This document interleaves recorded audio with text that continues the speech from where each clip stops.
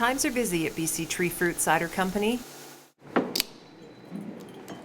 which has come a long way since they decided to take apples from orchards to glasses just a couple of short years ago. It is really fun to be part of it and see this place grow, because before we started with 6 tanks, 1 press, this room was empty and we got a mobile canning line to come in and can our cider, so it's pretty cool. The team behind the hard ciders has more than half a century of experience. Included on that team is quite a few women who are in charge of much of what goes on behind the scenes.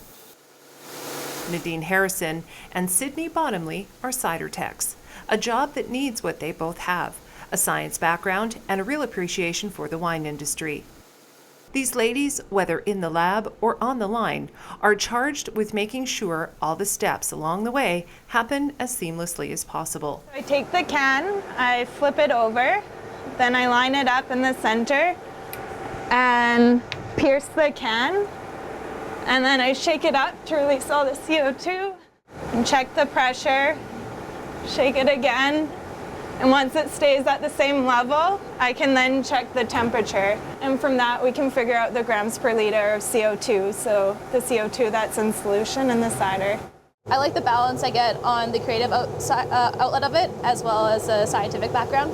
I did the product development at the research station and then the startup here. And then Sydney came and joined me in June last year.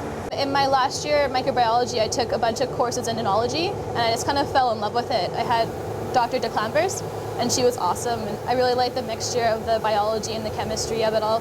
Women in this business, not unheard of.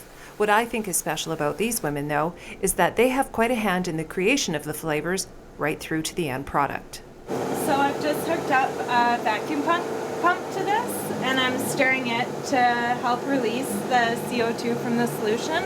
Because before I do any of my lab tests, I need to make sure all of the gas is out of the cider. I think to start off, it was originally a lot of male dominance for sure. There's more and more female wine makers popping up and female cider makers. People are usually pretty surprised when they come in, and Sydney and I are the ones responsible for all of the production. When we did our pear cider, it was the first time they'd ever worked with pears, so it's learning curves for them too, but that's what they love. They love that balance of doing new exciting things and continuing to make our original apples blend. From Kelowna for Shaw, I'm Tammy Williams.